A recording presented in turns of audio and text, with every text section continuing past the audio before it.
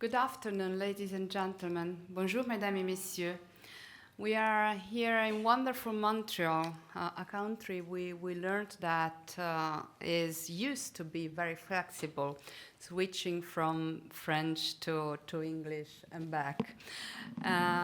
C'est un plaisir d'être ici et de vous accueillir dans ce panel qui s'occupe justement de flexibilité.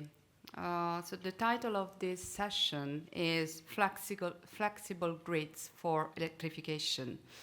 It is a great pleasure and honor to have here two distinguished speakers to open this session.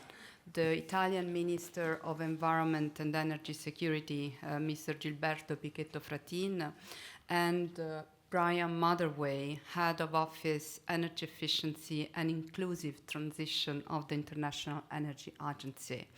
It is particularly relevant for Italy to be here because together with the International Energy Agency and the United Nations Environment Programme, we launched 6 years ago already a very interesting work declined on two folds. With the IEA, we are working on the policy analysis and studies concerning digitalization, grids, flexibility. And together with the United Nations Environment Programme, we are deep diving into implementation because we have funded so far 18 pilot projects thanks to two different calls for pilot projects, and by the end of this year we will launch a third call. Without further ado, let me give the floor to our distinguished Minister, Gilberto Pichetto Fratin. Minister, the floor is yours. Thank you.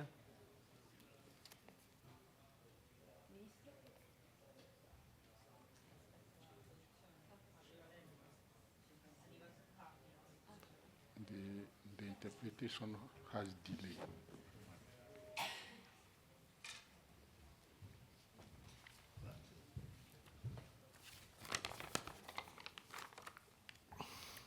Grazie, buongiorno, un grazie all'IEA. È con vero piacere che apro questa sessione dedicata al ruolo delle reti flessibili nell'elettrificazione e nella transizione energetica.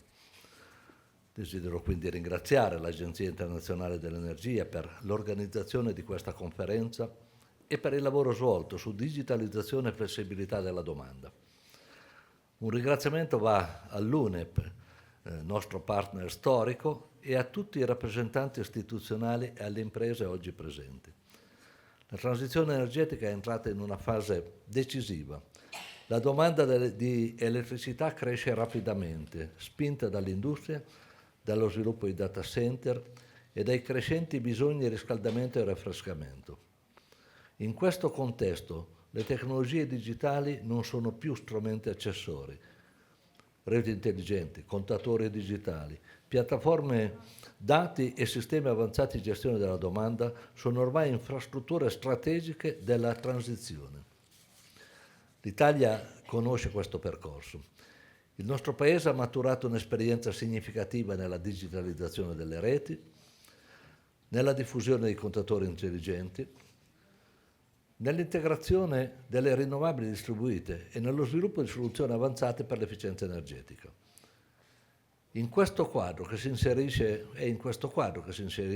Trading, l'iniziativa che l'Italia ha promosso e sostenuto insieme all'Agenzia Internazionale dell'Energia e al Programma delle Nazioni Unite per l'Ambiente. Trading nasce dall'incontro tra due grandi trasformazioni globali, la transizione energetica e la rivoluzione digitale. Il suo obiettivo è concreto: mettere il potenziale digitale al servizio dei sistemi energetici più efficienti, resilienti e sostenibili, contribuendo a ridurre gli sprechi, migliorare la qualità dei servizi e contenere i costi per le famiglie e le imprese. Con Trading abbiamo creato una piattaforma che unisce analisi e progetti sul campo. Accanto agli studi e alle linee guida elaborate dall'Agenzia Internazionale, Abbiamo avviato con l'UNEP iniziative pilota per sperimentare soluzioni innovative nei territori. Ad oggi, attraverso bandi competitivi, abbiamo finanziato 18 progetti piloti, con il coinvolgimento di 80 soggetti tra imprese, centri di ricerca, start-up, per un valore complessivo di oltre 38 milioni di dollari. È un risultato significativo perché dimostra la capacità dell'iniziativa di generare un effetto leva. Guardando avanti intendiamo rafforzare ulteriormente questa capacità di mobilitazione e per questo stiamo sviluppando insieme a istituzioni finanziarie internazionali uno strumento finanziario dedicato volto a sostenere la scalabilità dei progetti e a facilitarne l'accesso al credito attraverso garanzie, condizioni agevolate e meccanismi di finanza mista. È un passaggio essenziale per trasformare i progetti pilota in modelli scalabili, bancabili e replicabili. È questo il senso dell'approccio italiano, non esportare soluzioni astratte, ma costruire partenariati fondati sui bisogni concreti dei territori, sulla valorizzazione delle competenze locali e sulla capacità di mobilitare innovazione ed investimenti di tutto il settore privato. L'Italia è pronta a fare quindi la propria parte.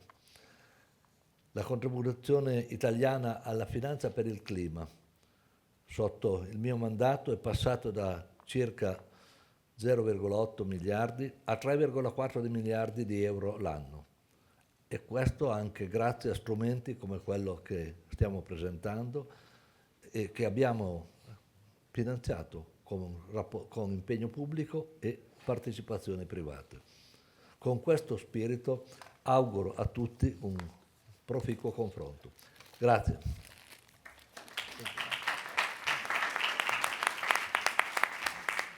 Thank you. Thank you very much, Minister Pichetto Fratin. And now I leave the floor to Brian Motherway for his opening remarks and for the presentation of a newborn in our cooperation. Thank you. Thank you very much, Alessandra. Thank you, Minister. Thank you, everybody, for being here for this important session as part of our conference. I have to say, to start with, to the Minister and to Alessandra, we've been working together on the project 3DEN that the Minister described for several years now, and it's been enjoyable at every moment in terms of the collaboration we've had. So we're very grateful, and please pass on to all of the colleagues that we work with.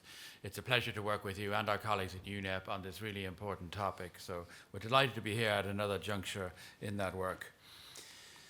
We focused a lot over the last couple of days on energy efficiency, and we know the moment we're in terms of the energy crisis, as well as its importance in electrification and its importance in affordability and competitiveness, and of course energy security, and not at all least climate action and reducing emissions.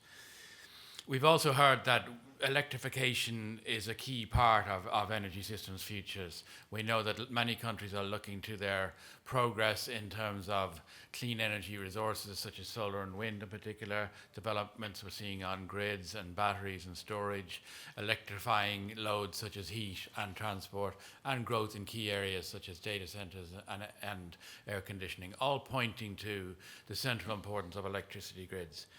And so this session is about how do we do the grids of the future best? How do we do them optimally and efficiently in terms of making maximum use of the investment and the resources we have available to us?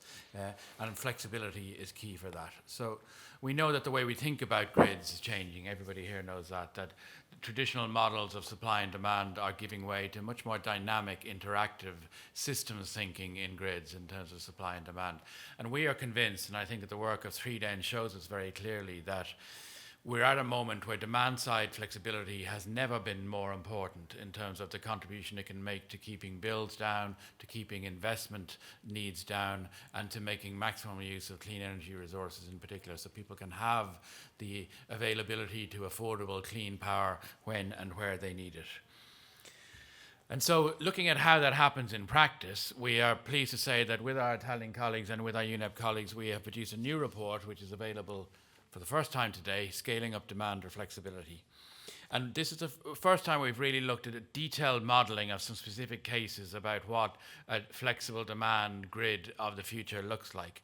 And we have 3 specific case studies to look at different time frames. So we look at South Africa in the here and now. South Africa has made very good use of what I would call conventional demand side flexibility in terms of peak shaving and peak management to deal with some of its grid issues. We look at the case of Thailand 5 years from now, looking at the development of more use of digital tools in particular, and we look at the case of Ireland in 10 years from now to imagine what technologies can look like in terms of real penetration of dynamic technologies and dynamic ways of doing grids. So this is just one way of looking at things, excuse me. But it imagines in different jurisdictions over different time frames what we mean when we talk about demand flexibility, and particularly what we mean when we talk about scaling it up, because I think everybody here knows there are many good pilot level examples, many good sandbox experiments, many good products out there being tried that show what modern digitalized grids can look like, what flexibility of the future can look like, but it hasn't really gone to scale. And I think the question for policymakers in particular is how do we avail of all of that innovation that's happening in the private sector, among grid companies, among utilities, and manage systems where we can enable that innovation to happen on the grid, but at the same time protect the grid, protect consumers from issues such as cybersecurity and risks, privacy issues, but also excessive costs and making the wrong decisions. And that's where regulators and ministers and government officials and, of course, utilities themselves and grid operators have a key role. So in this report, we look at that moment we're at now, where we know there's a lot of really fascinating potential here, powered by digitalization, powered by AI, but how do we look to the future 1, 5, 10 years from now, where we can really scale that up and maximize the benefits while managing the risks? One thing that strikes me in this report is this is all about technology at one level, and technology is the center to the grids of the future. But on the other hand, we worry less about that. The technology is developing rapidly, many new technologies coming. What is really interesting to talk about as well is policy and implementation of policy. How do we create those conditions and really make them work on the ground so that we see implementation of new types of policies, new types of markets and regulations, so that we can really make these grids of the future a reality. We are analysing that through 3DEN. Our colleagues in UNEP are making it happen on the ground through the pilot projects that are supported by our colleagues in the Italian government. And today is about discussing that. So I know many of you are going to bring really rich perspectives to that in terms of how do we create the conditions for scaling up demand flexibility so that we can all benefit to the maximum in the future. So thank you very much.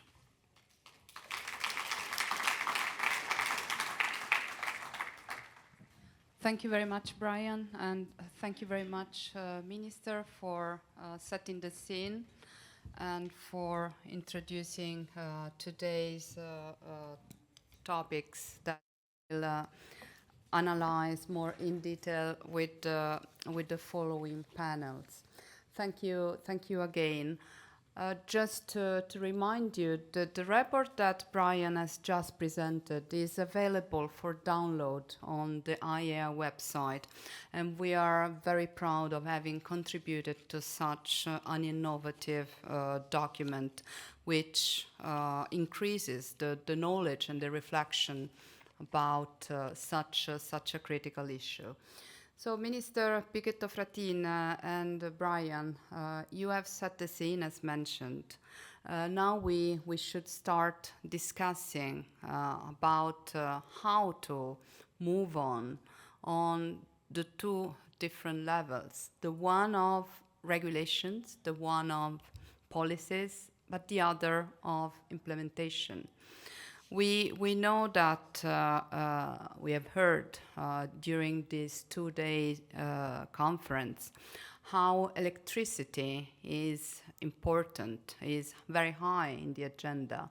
Electrification is crucial for making economies grow, for development, which should be also sustainable.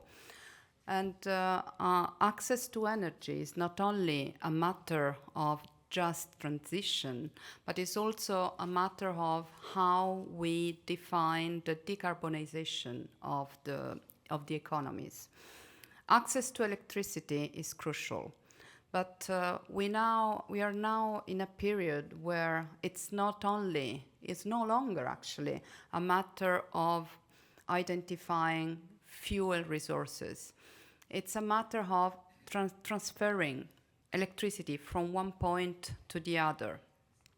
We know that, for instance, with the exacerbating of the effects of climate change, there is an increasing demand of energy, an increasing demand of electricity. And those peaks make such that the grids sometimes are not adapt to provide the service they were intended to when they were built maybe decades ago. So there is a problem also of obsolescence. But while we wait for changing, improving, upgrading, revamping the existing infrastructure, we should find creative ways to make the system work with what we have today. And to do so, we need digitalization, we need smart approaches to reduce the loads, to make such that, for instance, as it happens in some of the pilots that the Trident project has financed so far, we can disconnect some consumers, for instance, some industries, in advance when we know that there will be a peak in the demand so that households, for instance, do not experience blackouts. Or, as it happened in a very interesting project financed by Trident in Brazil, we can support even low-income households to adapt to the changing climate and to become smart prosumers. So by equipping low-income houses with smart appliances, we demonstrated that we can decrease the overload of the grids and then to avoid the blackouts, because ultimately whenever there is a failure in the energy transport infrastructure, there is an economic loss. There are also many social issues. It's my pleasure today to invite to the stage the distinguished panelists of the first panel, the scale of challenge, the rising importance of grids during accelerated energy transition. I would like to call to the floor Ms. Amber Woodward, Head of International Public Affairs, Center for Net Zero, Agnes da Costa, Director ANEL Brazil, Mrs. Maxime Fu, Founder and Chairman of the Shanghai YOE Information Technology, Mr. Bilal Düzgün, Head of Energy Efficiency and Environment, Ministry of Energy and Natural Resources, Turkey, Yagouba Traoré, Head of Policy Planning Strategy of the African Energy Commission of the African Union. And I have another panelist, Gyan Prakash Upadhyaya. I don't know if he's here. Oh, okay, thank you. He's the Director General of the Electric Power Transition Association. Thank you to the panelists for being here. And you have, unfortunately, just 3 minutes to answer very important and compelling questions. We already discussed for a while before this event the importance of delivering the right messages. I will try to stimulate a discussion on 2 levels, again, to reflect the work that we carry out with the Trident. The first one is on policy and regulations, and the second one is more on implementation.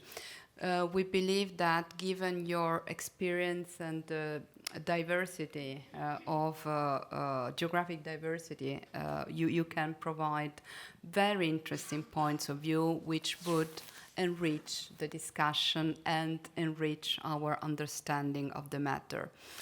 So for decades, as you know, energy security was about securing fuel supplies. We all know that. But today, electricity and electrification is growing across the globe. We know that the sectors of transport, buildings, industry, and digital infrastructure per se are increasingly challenging energy security.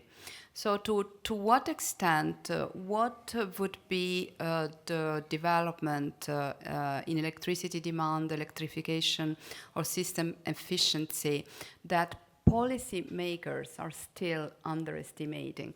Please give us suggestions on how to improve the situation. I will kindly ask you to answer from your seats, and the floor is yours. Let's start with Amber. Thank you. Thank you so much to you, Alessandra, for moderating this panel, and to the IEA for inviting me to join. It's been a great couple of days. So I'm Amber Woodward. I'm International Public Affairs at Centre for Net Zero. And we're a small energy research institute based in London, but working internationally. And my take on this question is sort of inspired by the heat waves that we saw across Europe this last week. I'm sure some of you were at London Climate Action Week and experienced the kind of 35, nearly 40-degree temperatures in the city. And I think what that really displayed is that energy security is a question of system resilience. So during the last week with these high temperatures, we saw an increase in electricity demand from air conditioning, low wind generation, but also some challenges with some supposedly, clean, firm power like nuclear not being able to cool the systems because of high river temperatures. And so I think what this tells us is that in a volatile world where we have volatile climate impacts, we need to be thinking about energy security through the whole system and how flexible demand can play a role in that. I think what policymakers are potentially underestimating is the value of flexible consumer resources and how they can be designed into the future system. At Centre for Net Zero, we simulate what the future energy system would look like, run trials with consumers in the real world, sometimes tens of thousands, sometimes 100,000 consumers, and also conduct policy analysis to understand how we can scale those kinds of flexible behaviours and technologies that we see in the market already today. And I think the thing that comes across consistently from our work is that consumers are willing to be flexible if they have the right technologies, tariffs, and increasingly automation to allow them to use their resources in a flexible way and receive some kind of tangible benefit. So in some modelling that we've done for Great Britain, we found that using flexible heating and flexible electric vehicle charging could reduce peak demand in sort of the order of magnitude of 30% in 2035, increase the number of renewables that are integrated into the system, reduce the distribution grid requirements by around 25% in terms of network build into the future, and then overall reduce system costs by around £5 billion per year. So really significant savings if you can harness those flexible resources. And so I think that is the real element that policymakers are potentially underestimating today. The final thing I would say is that when we're thinking about energy security, I think we also need to think about affordability at the same time, because without having an affordable transition, we may lose support from the very people who we're supplying energy to and are asking to engage more in the system. So I think with any kind of intervention, we need to think about how it lowers costs whilst providing energy security. Thank you very much, Amber. And now it's the turn of Agnes da Costa. Hi, it's a pleasure to be here. So I worked for 18 years as a policymaker. Now I'm working as a regulator for the last 3 years. And I think what we underestimated is really the pace of changes. And also, Brazil has a different problem. We have like a problem of abundancy. We have abundant renewables. We have abundant, a big market where we can apply so many technologies. So at the end, what we are facing now are really how to modernize the regulation, at the pace of modernizing regulation. So just for an example, when we think about demand response, we had like a pilot project for establishing criteria for demand response in centralized generation, so with big industries connected directly to the transmission grid. And from that, we designed the regulation in 2022.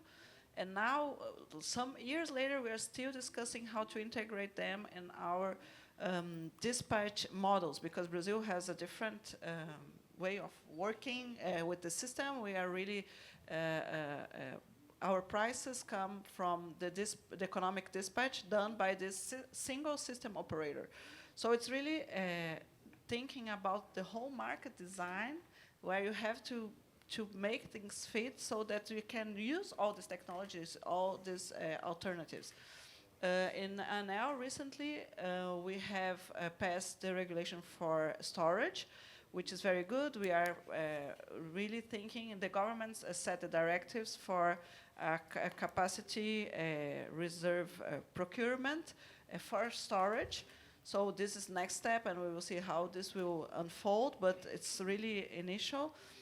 But then, when we talk about abundancy, we started regulating in 2015 distributed generation through regulatory incentives with net metering, and then this became like a public policy 4 years later, and now it's enormous, and it's too hard to go back with the net metering system, which is creating a lot of contradictory incentives in the whole system. So now at ANEL, what we are doing, as we cannot change the net metering because it's now in the law, we are designing tariffs, so smarter tariffs. So how can we give the right incentives for consumers, but also for distributed generators in terms of time of use? And so it's really a long agenda. ANEL has really regulatory agenda, always looking 2 years ahead, which we publish every year. And there are so many parallel discussions going on. But the thing is really moving forward, thinking about what you said, that if we don't do that, we risk to overexpand, and this is very costly.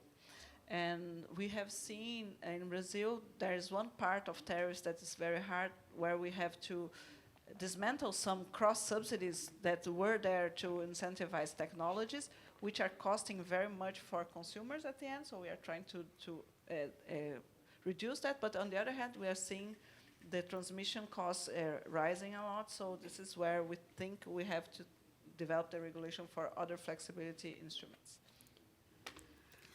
Thank you very much. And now we would like to hear from Maxime. The floor is yours. Yeah, talking about China's situation is very different from Europe, because China is more like a self-sufficient, is 86% of like a supply from internal, and it has a very ultra high voltage backbone, and definitely the key point is China is very aggressive about the green strategy as this moment is probably the biggest one, and move very fast. The point is, give you two numbers. Last year, 2025, around like 315 gigawatts of solar and 119 gigawatts of wind energy into the grid. imagine how flexible and fluctuated the situation and into the stable grid. So the challenge need to be bring solution is to get a flexibility of the usage and the demand and willing to adopt of the fluctuation of the supply. And then Chinese government released a lot of policies and it's already being operated at this moment. The biggest one is called like a policy 136, that's very famous. It's about a free market opening of electrification. Before, electricity market is more fixed, around like a 10% or 20% of the price fluctuation over there. But since last October, it's become like we call the spot market. Is you buy immediately every 15 minutes. And all green energies can be traded over there with much, much higher fluctuation of a price. It could be like a zero, even minus of the price. So, and for the consumers, and when at this moment, if you have rights to buy it, and you see here's a chance, actually it's going to pay you to get a fluctuation adjustment when you buy it. So that's by the force of the market strength. That's definitely the policymaker big move. We waited for that reform for 20 years, by the way. And the second one is about virtual power plant. And since last year, it's become like the whole new business entity into the market. So like for Shanghai, where I live, like last year, there were like 49 the VPP companies formed, and they can bring around like 2 gigawatts of flexibility of adjustment and into the city. And also China plan to gain around 20 gigawatts through VPP by 2027, and by 2030 is by 50 gigawatts of flexibility by virtual power plants. So that's the second one. And the last one is also, it's probably not unusual for European, but it's really like quite a thrill for Chinese. It's about a direct connection of the green energy supply and the demand, because that's what we call a microgrid, right? The point is before it's you don't have a microgrid in China. Now it's really we call it like a grid-friendly loading. It means it's a direct connection between the wind and especially solar to the consumption of a very large industry park, especially like steel and cement. And they also have some self-adjustment power, and then plus storage and plus hydro pump together. And it means at least I think by regulation, 60% or more need to be self-consumed without sending to the grid. So you wouldn't bother, just leave grid alone, and or less than 20% to send the grid if you want to get such infrastructure to be assigned and released. So I think that's a three big move for China, which is very new. It just happened, and probably the second half of last year to now. So we are watching, and it's very exciting. Thank you. Thank you so much for bringing this perspective from a different geographic area. And now I would like to ask Bilal to tell us about their experience in Turkey. Madam Moderator, thank you so much for having me today. I would like to give some examples from Turkey. I mean, Brian already mentioned that traditional system approach is not working anymore. Just in Turkey, we are planning our grids based on the last 5 years energy demand pattern and trends. What I see compared to the last 5 years, for example, for electric vehicles, 5 years ago in Turkey, the number of electric vehicles were less than maybe 1,000, 2,000, but now it's exceeded 500,000, and we foresee that it will exceed 7 million for less than a decade. This is one issue. The second issue for cooling demand is increasing. 5 years ago, the number of sales air conditioner, it was about 600,000, 700,000. Now, last year, nearly 3 million air conditioners sold in Turkey.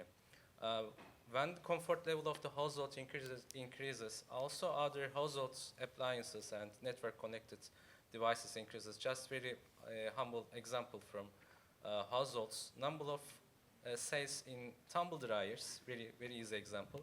5 years ago, the sales was about less than 200,000, but now tumble dryers sales exceeded 1 million.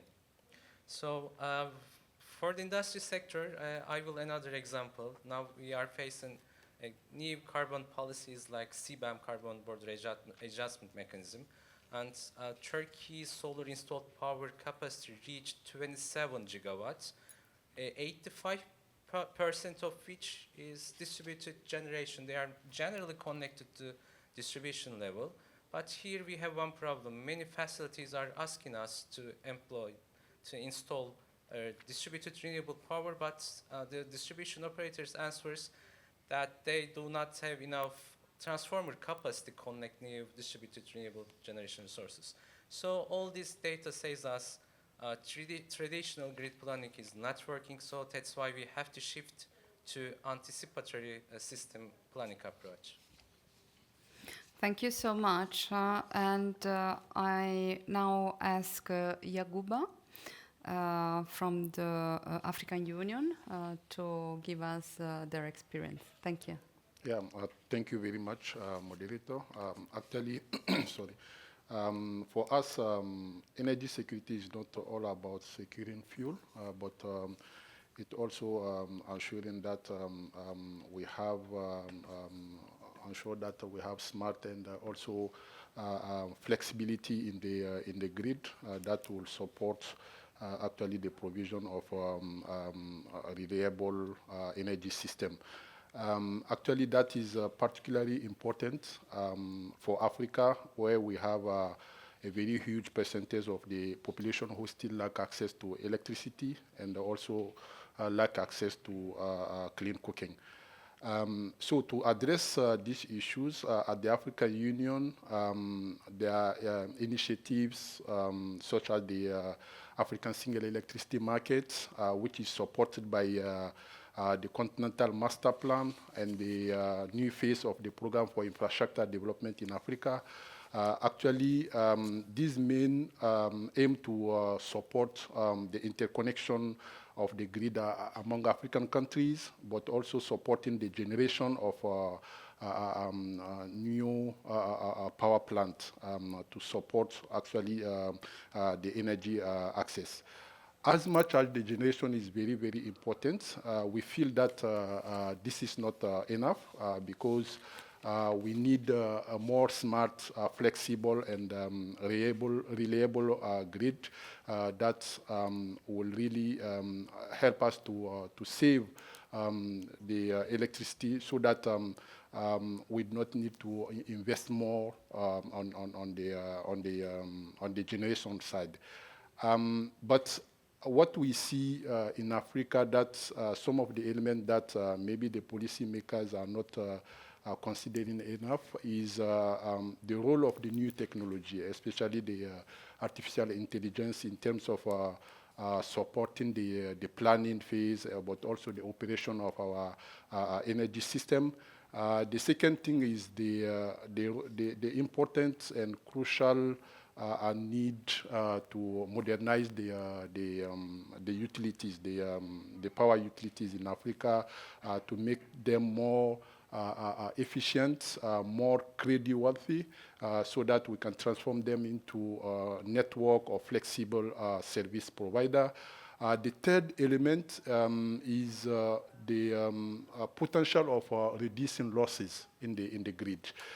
Because when you see Africa countries report between 20 up to 20% or 40% in some cases in the electricity grid losses, we see that as a huge potential that maybe the policymakers are not considering enough.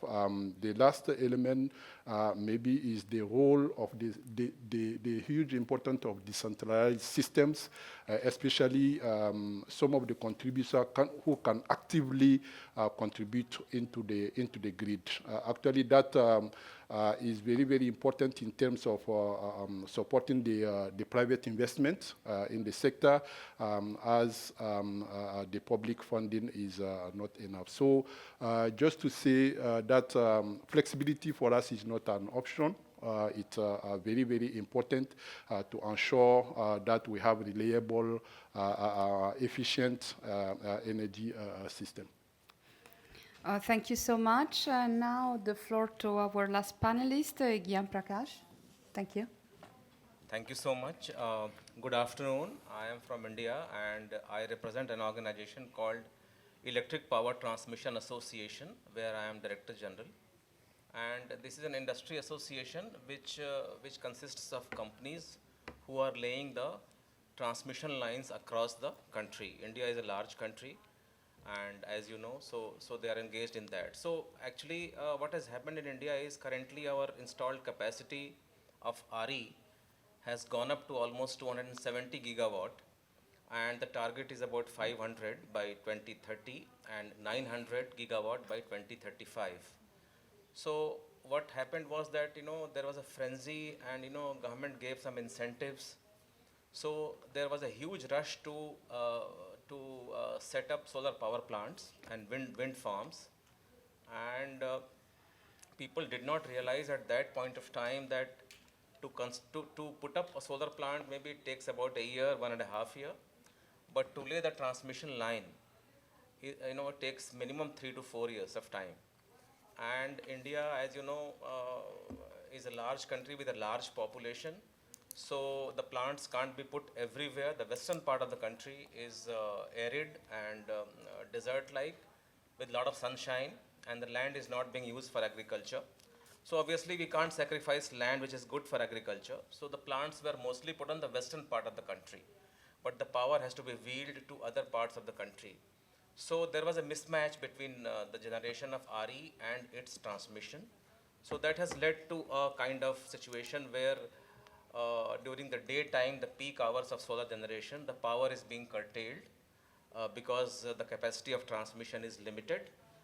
And now to solve this, there is an ambitious plan of investment of almost $100 billion over next 6 to 7 years in transmission. But as you know, laying of transmission line has got a lot of challenges, even though India has added about almost 300,000 circuit kilometers in last 10 years, and we plan to add about 150,000 circuit kilometers in the next about 6 to 7 years. So this is one issue, and then the second issue is that the rooftop solar plants were encouraged by government for people to install and generate electricity. So they were integrated with the grid and net metering was adopted. But now what has happened is during daytime when the power is very cheap and there is no time of the tariff in India, it's a constant tariff. So they are giving it back to the grid, and evening when the power is very expensive, they are drawing from the grid. So the next issue is to do time of the day metering and the tariff of the electricity. So this is another issue. And then the third issue I would say is initially the transmission was monopoly of the public sector. In 2010, the private sector was invited and the act was passed and a regulatory commission was set up. So many, about 10 to 12 prominent companies are now involved in laying of transmission lines. But then, because of the traditional advantage of the public sector, which has been the monopoly before 2010, they are able to quote tariff less than what other people are quoting. So they bid it very aggressively and outbid the private companies.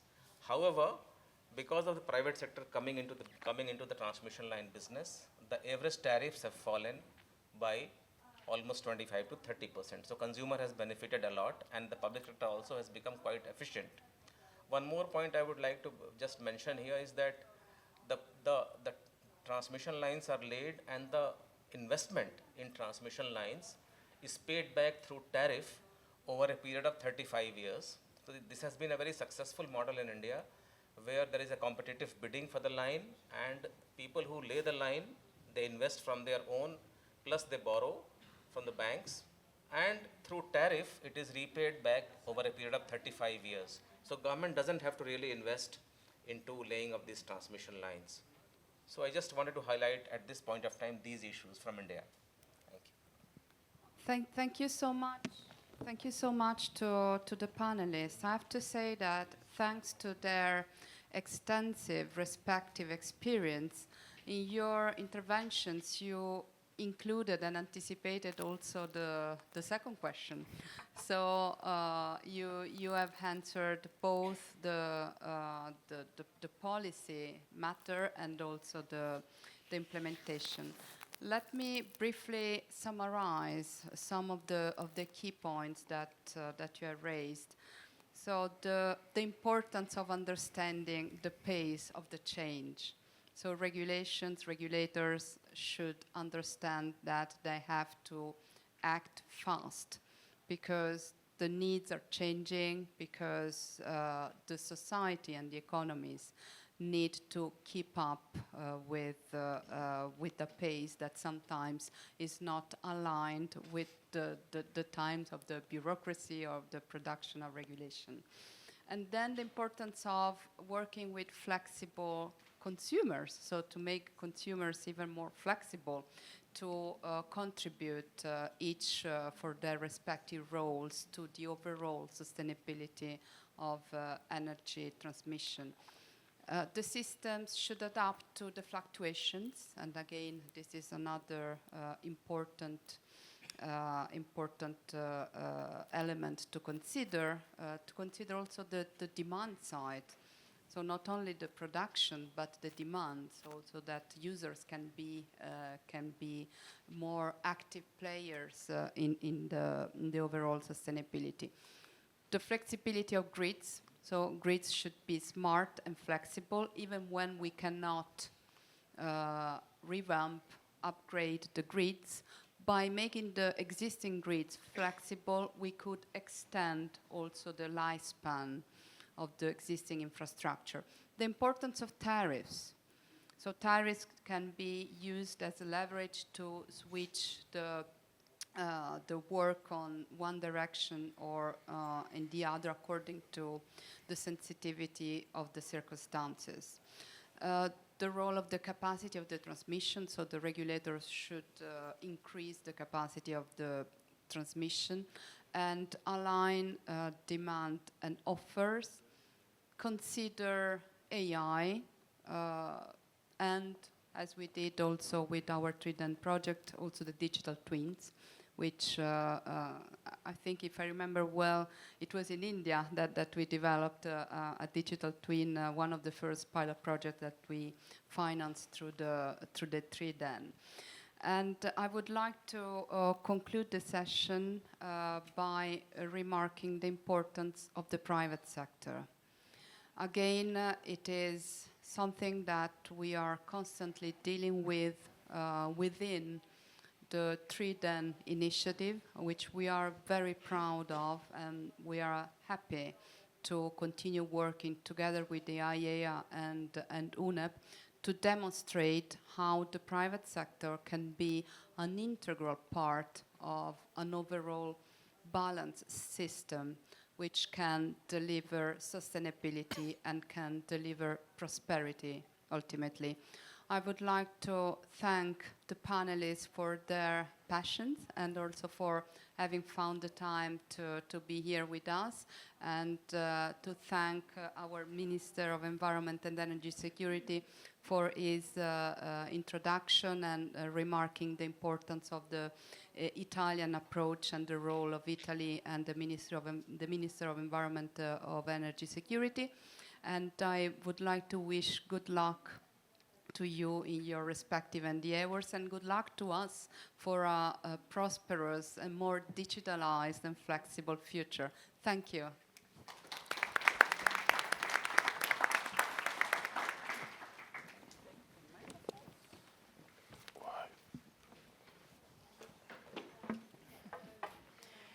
I think there is another panel, so, but I don't know who.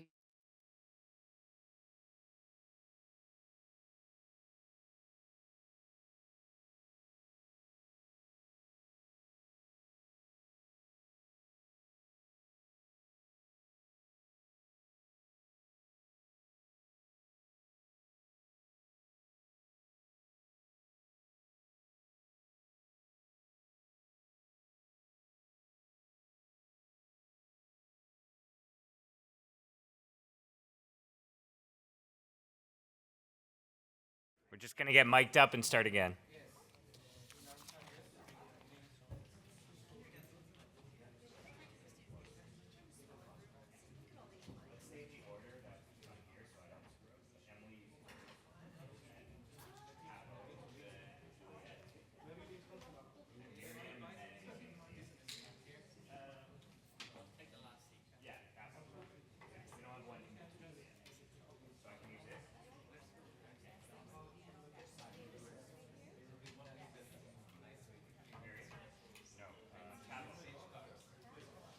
Yeah, come on up. We have mics here.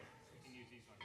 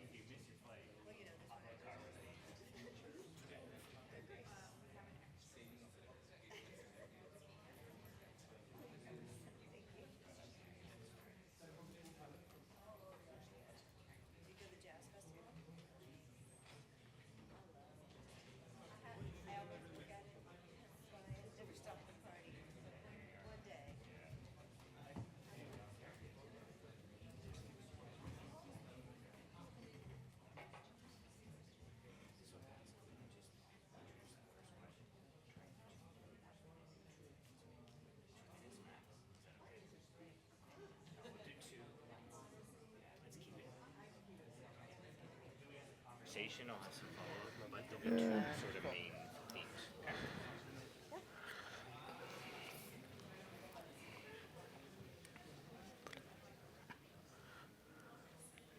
Okay.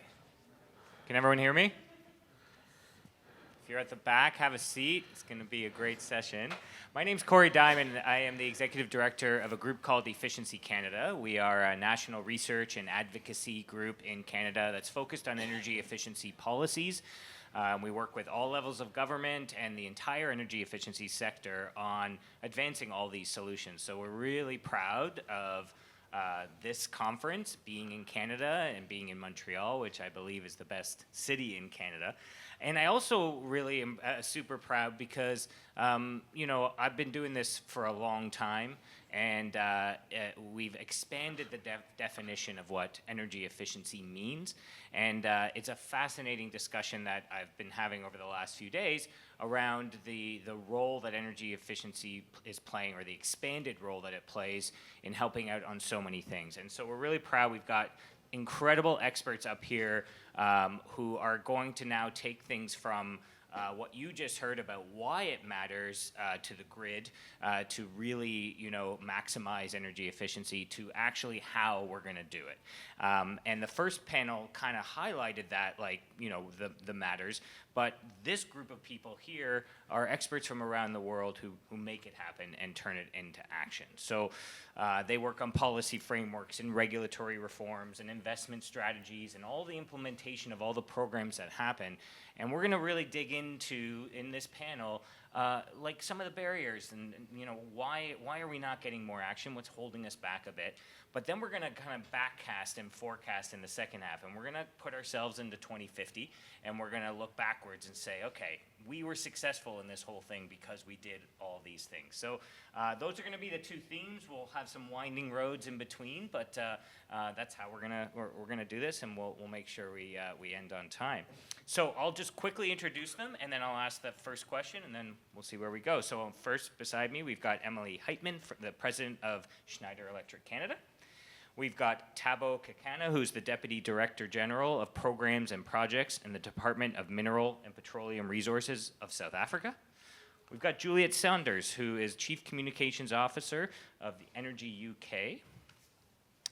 And we've got Miriam Tuhami, who is the Head of Sustainable Investments Unit, Climate Change Division at the United Nations Environment Program.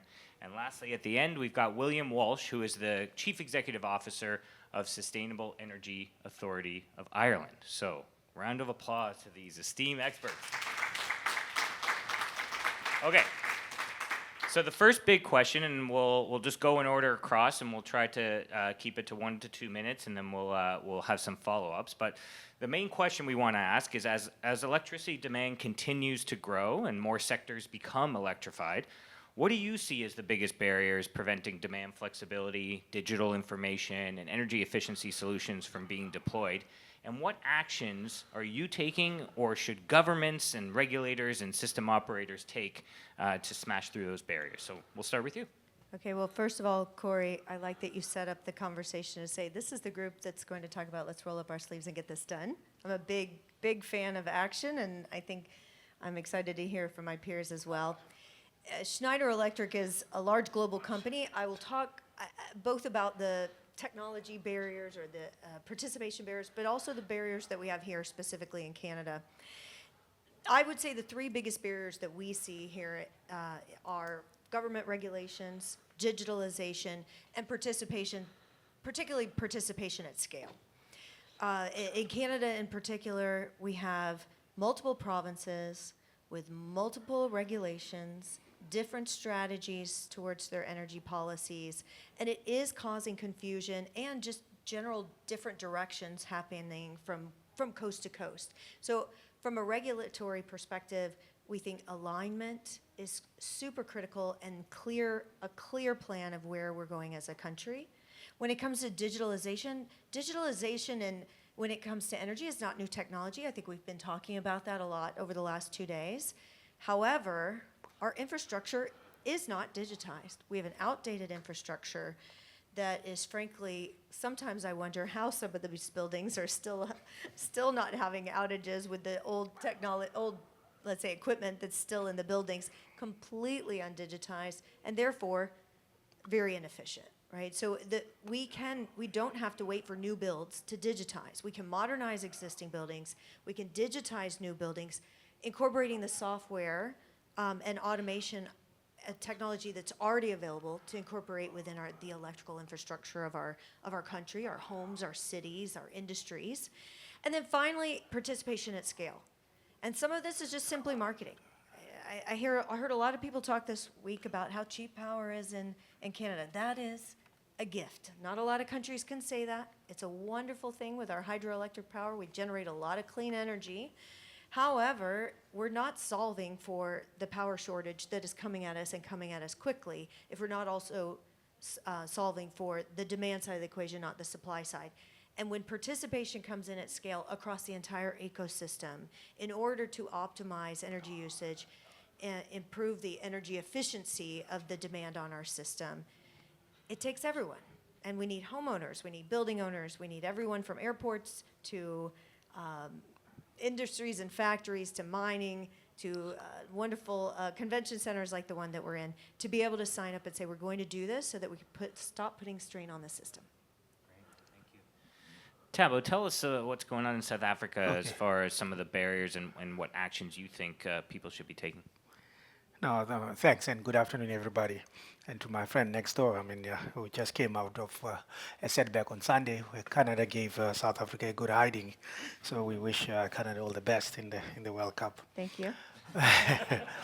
So maybe just a perspective from South Africa. We're going through, I'm hearing, developing nations like Canada, Brazil, we copy a lot from what Brazil has gone through from electricity reform point of view, India. So we are at that beginning cycle of electricity reform. So before we can even talk about or discussing about flexibility of the grid, so where we are in South Africa, I think we're all aware that we come from an era where we had a monopoly in the National Utility Company, and we unbundled ESCOM into three different companies: distribution, generation, and transmission. Now, going to the transmission point of view, we're also going through a liberalization model of the transmission. So with that in mind, and again, using technologies, so we're also happy that the IEA has done studies, and it indicates that the IEA study indicates that existing flexibility measures can be avoided around, and you can have savings of around 5% of annual peak demand. But how best can one achieve that? from my point of view, and with the reforms that we are introducing, we are also with the policy document, Electricity Regulation Act, which was amended and gazetted early this year. We are also going to be establishing an independent system operator, which I always say is a conductor. So from flexibility point of view, you need that independent transmission operator, ensuring that that kind of a balance is maintained. In terms of barriers now, what I will say as a practical example, it's a misalignment in I will say in the economics, and I also always give this example. Example of a tenant and a landlord, whereby let's say a landlord invests a lot of money in putting energy efficiency interventions in the building.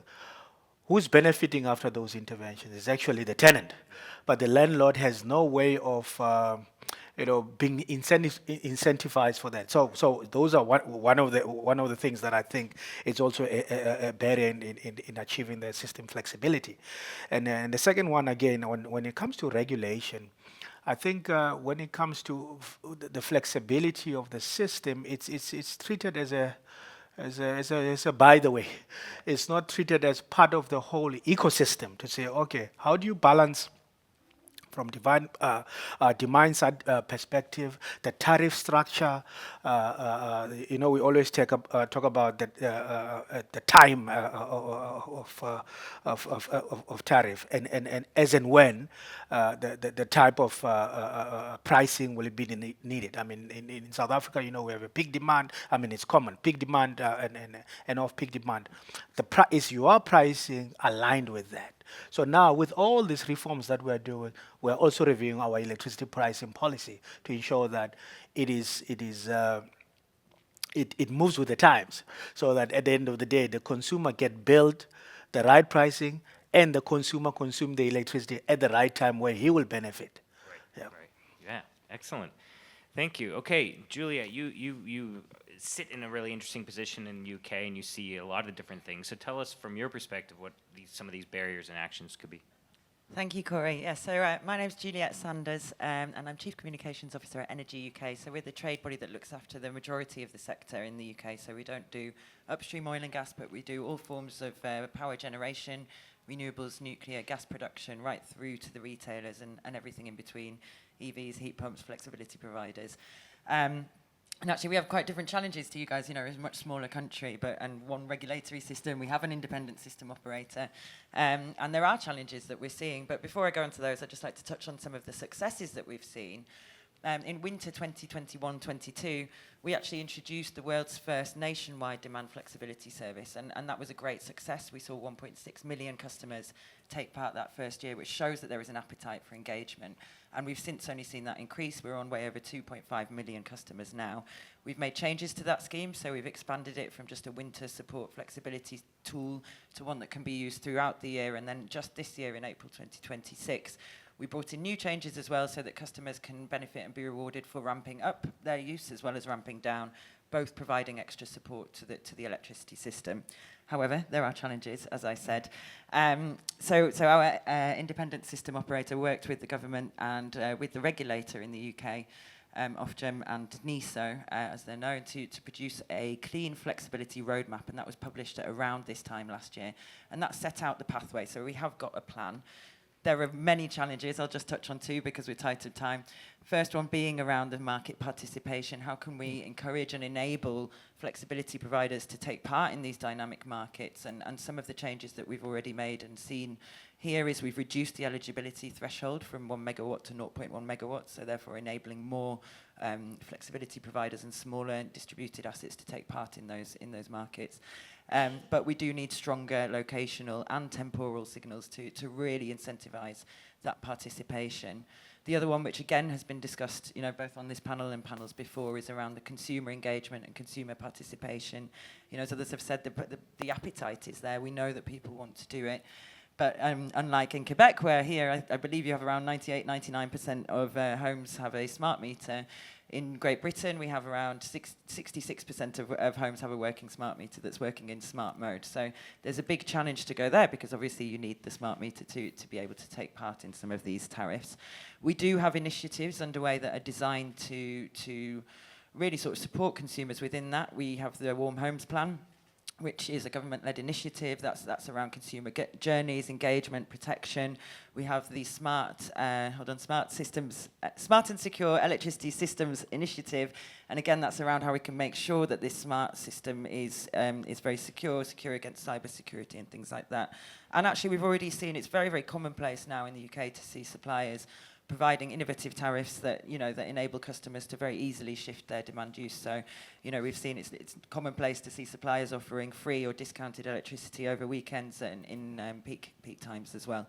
So there's a lot to do. The other challenges, which I'm very happy to discuss, on a sort of wider system level, are around grid connections. The queue for the grid is huge in the UK. It's come down recently. Consent for projects as well. How can we get projects consented much more quickly? As well. So lots of other challenges. The most important, policy certainty, but I'll stop there for now.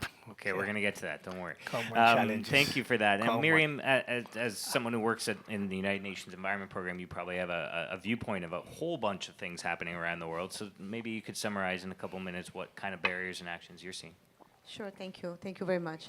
So indeed, how can we really turn ambition into action? So we know that despite the scale of the climate finance that has been pledged, there is really too little capital that reaches the really early stage, high impact projects in many developing countries.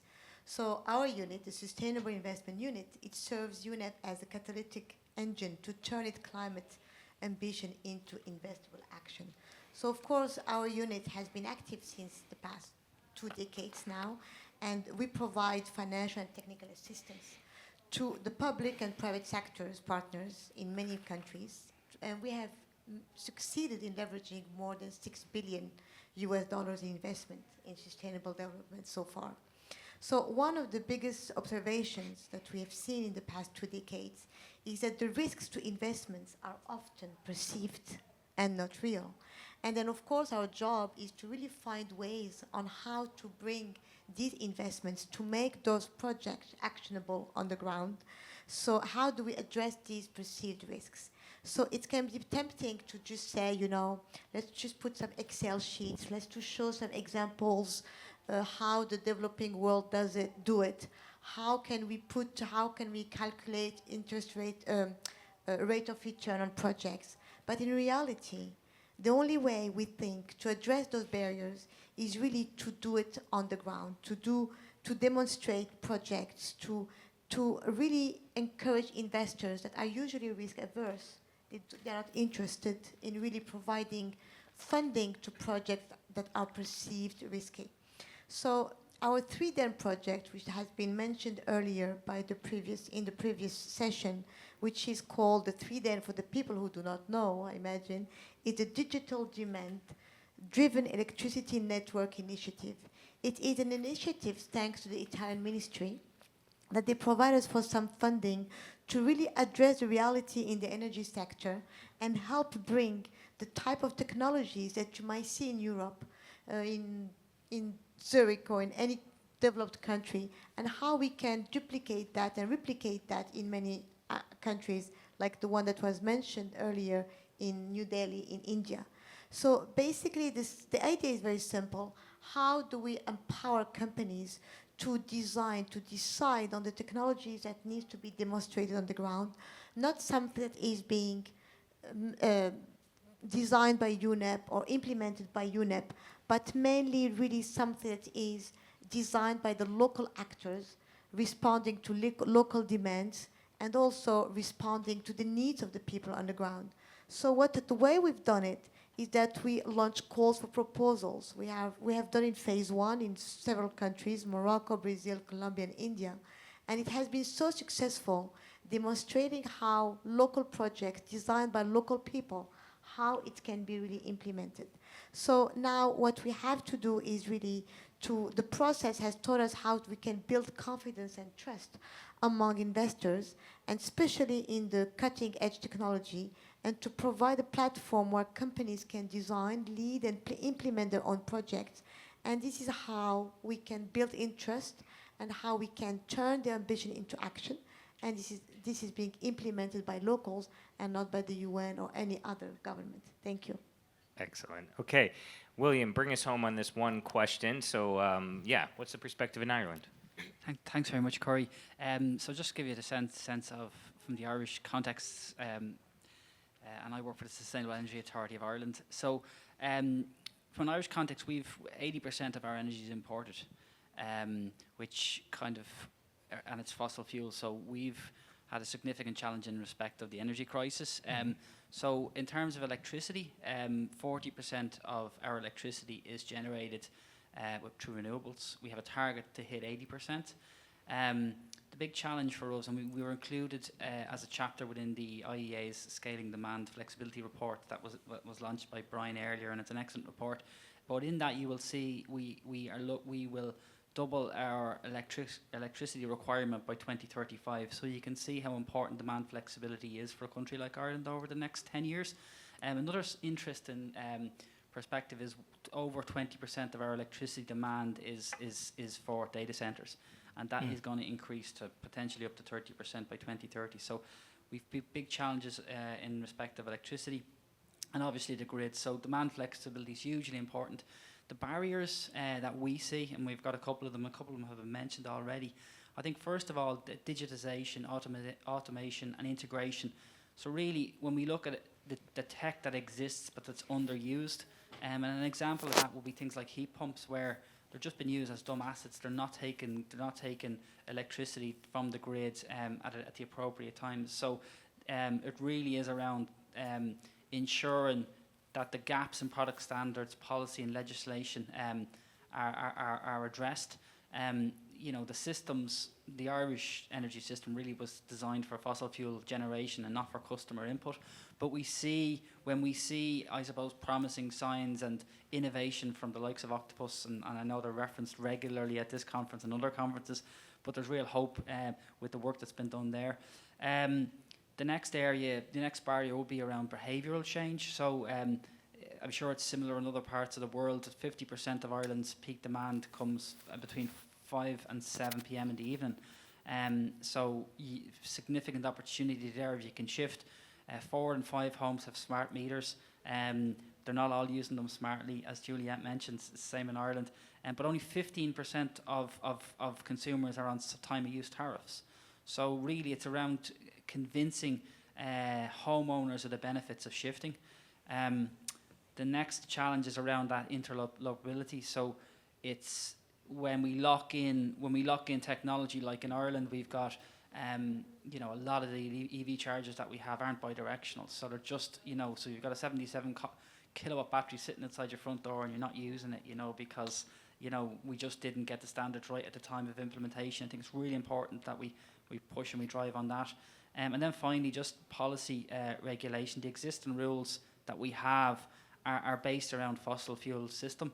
And I think we need to review market entry criteria, aggregation licenses and communications protocols. And I think to help overcome those challenges from an Irish perspective, we're part of the IEA task force on multi-party bidirectional charging interlopability. We have registers now, and we're ensuring that the tech that we bring in, that we support through tax measures and through grant interventions is the right stuff. And then finally, we're part of the ISGAN, advancing international best practice with the IEA as well. So it's really that international perspective is hugely important, and that's why a conference like this today and yesterday is really important, because from my perspective, I'm seeing things that are done really well in pockets right across the world. So thanks, Corey. Fantastic. Okay, so one thing I heard in everybody's comments was around this issue around participation at scale. You set it up, Emily, and everybody else kind of echoed it. How do we make this thing happen? When I originally did the intro and posed the question, I said 2050, and then I looked down again, and it's 2030. So we have like 4 years to scale this up and get this participation happening. So within that context, for you guys each, like, what does success look like for a modern, flexible, efficient power system? And by 2030, in the next 3.5 years. And so then putting yourself in that position, what changes did you see happen on the regulatory side, on the investment side, on the policy side that enabled that to happen? So we're going to start again in the same order, but kind of try to hone in on 1 or 2 things that you wanted to see happen between now and 2030 and that you'll feel happy about when you wake up in 2030. So we'll start with you. I think I'd say one word: intelligence. We have to be using our energy more intelligently. If we were to wake up tomorrow and it was 2030, the only way the world's going to change that rapidly is if we improve the IQ of everyone in the entire ecosystem. If we want smart homes, smart buildings, smart grids that are interconnected, if I imagine the future of homes that are both prosumers and consumers of energy, or producers and consumers to make the producers, that we have bilateral directional flow of energy, so that we're putting energy onto the grid, excess energy onto the grid. We have data centers who are generating excess heat, helping to heat the cold, give their excess heat to the cold environments of the northern, very cold north of Canada. And then also you have a more proactive, interconnected ecosystem that is easy to use, easy to manage, and is responsive.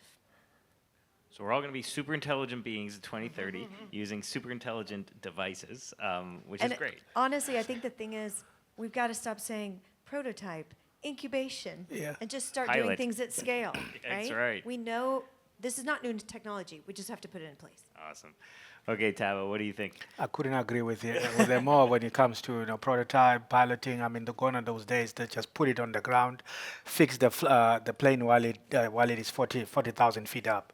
But from South African perspective, we come a long way. Like I said, what I would like to see by 2030 is fully liberalized market. We want to see South Africa having a market that is fair, transparent, and with all the players. I mean, we are also introducing South African electricity wholesale market. We want to see all the participant trading freely in such a transparent market. We want to have a quiet conductor in the form of an independent TSO, and we believe that when we have that in place and with a clear electricity pricing framework, what will happen? The consumers will benefit a lot. So that's what we're looking for from policy point of view. But in terms of system integration, introduction of new technologies, we also want to see more private sector participation.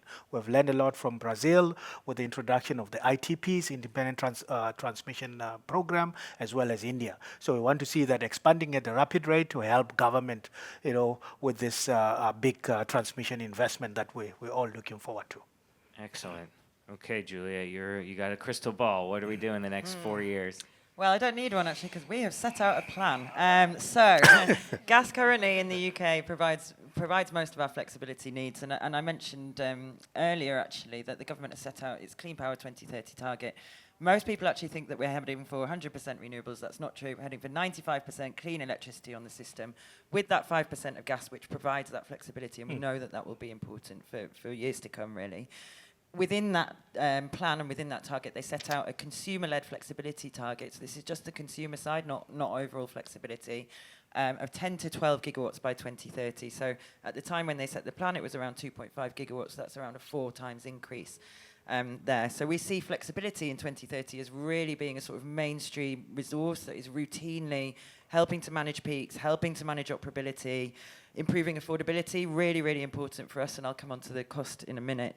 And crucially, not building more than we need to. There's a lot of contestment in the UK at the minute around, and in Great Britain, around how much infrastructure we're building. And it's really important that we're not overbuilding, essentially, because then consumers will lose trust in what we're trying to do. for us, it's not about redefining the strategy. Actually, it's about really moving to delivery now. So just getting on with some of, exactly as you were saying, getting on with some of the initiatives that we know are already in place. So the market-wide half-hourly settlement, that's, you know, it's already in progress. It's coming. It will be completed hopefully by mid-2027. That will give suppliers and customers much better signals in terms of the electricity use and when the pricing is cheap. Getting the smart meter rollout finished as much as we can, and getting those market reforms done that will enable the participation of those more distributed resources. We need to sort out the queue, we know that. Public investment should be targeted essentially where it unlocks that private investment. We know that a lot of the investment that we need to get to 2050 net zero, to get to the energy transition, will come from the private sector. So really it should be targeted around investing in grid, digital and consumer-facing infrastructure that will unlock that private investment. But underpinning all of that, the cost of electricity in the UK is so high at the minute, much higher than most Western, apart from I think Ireland maybe. So really focusing, because we are asking customers to move from being sort of passive users of the system to active participants in the system. And the one area where I would maybe have a slightly different approach to what was said earlier is actually we shouldn't be expecting people to be intelligent to understand the system. It is complex, and it's our job really to make it as easy as possible for them to participate without having to be an energy system expert. So it's the cheapest, easiest thing to do. Excellent, thank you. So, Miriam, what kind of changes do you want to see in the next few years in policy, regulation, investment, participation? Honestly, I mean, I don't know what would be the changes, and then I understood one thing in these past few years, and if you were sitting here 5 years ago, nobody would have bet on the breakdown of the international, on the multilateralism, on the slowdown of the international development. Things have changed so much in the past few years that we just don't know where we're going. And then by being in UNEP, it's okay to say that we don't know where we're going. But I think what we know that is that we need the local actors, the local consumers, the local companies to decide what is best for them. And I do agree with you, Emily. It's, we need to do things at scale, but it's not up to us to decide, or even to companies who produce those equipment, but mainly to the consumers like you and I, and to decide what it's needed for them. And the change will come from them, and those people will talk to their government, and those people will also decide on which equipment they will decide to invest or not to invest. But it is true that nowadays it is so complicated to foresee what will happen in the future. But what I am sure and convinced of is that none of any UN organization and none of any, even the biggest company, can decide what can be implemented on the ground. But I'm grateful for the funding that we have received from the Italian ministry, which allowed us to do projects on the ground and then to showcase how, when decisions are made by locals, how it can be, how much impact it can have on people. So yeah, so I do believe that the success of the to unlock the demand flexibility will really come from the people on the ground. Thank you. Excellent, thank you. Okay, William, so what do you think? Thanks very much, Corey. So in the Irish context, we've about 5% flexibility in 2024, and we got to get that to between 20 and 30% by 2030. So we have a target. I'm not sure we have a plan. I think we do. We've got 3 areas we're going to focus on. First of smart services, both domestic and for small and medium enterprises around flexibility. The second is demand flexibility and responses, including large energy users. We have, as I mentioned earlier, with a large data center component to your electricity, there's opportunity that exists there as well. And we recently had our regulator announce rules for connection because we were on a moratorium for a while. But now there's an opportunity for us to use large users on the grid to support and reinforce and make the grid more resilient. And then finally is around new demand connection pathways. So those 3 steps, those 3 focus areas will help us get to our target for 2030. I think what's important is and we've referenced that pace of progress, it's happening, but it's too slow for the target that we have. So one of the areas we're focusing on is to take our 2030 goals and work backwards and see what it is that we need to do. And I think just underpinning all of this, and it's something that we see from an SEI perspective across the energy transition, really it's around that participation piece. So the benefits have to be felt and seen by communities, homeowners and society. Otherwise you're kind of on a hiding to nothing. You're not going to deliver it because as mentioned, like big companies won't make these decisions. It's actually convincing and giving that benefits back to society. And when you have them on board, I think you're onto a winner. And just with grid, with energy infrastructure, that's another important kind of consideration as well. So I think that would be the plan to 2030. Thanks.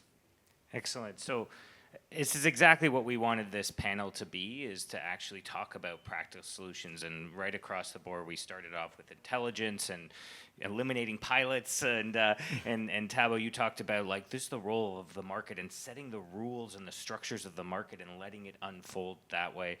We also heard from Juliette around the public money and using public money to unlock private money, and that should be its purpose.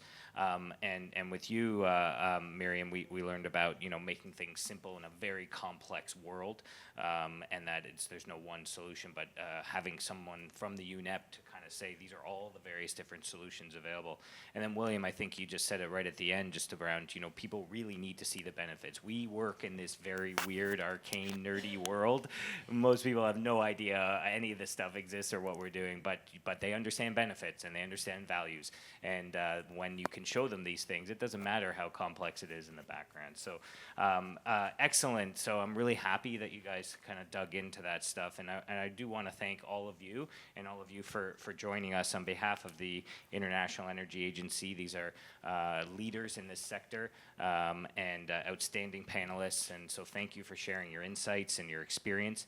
And thank you all for joining us over the last few days at this conference. And I hope you enjoy the rest of the afternoon and your time in Montreal. Thank you.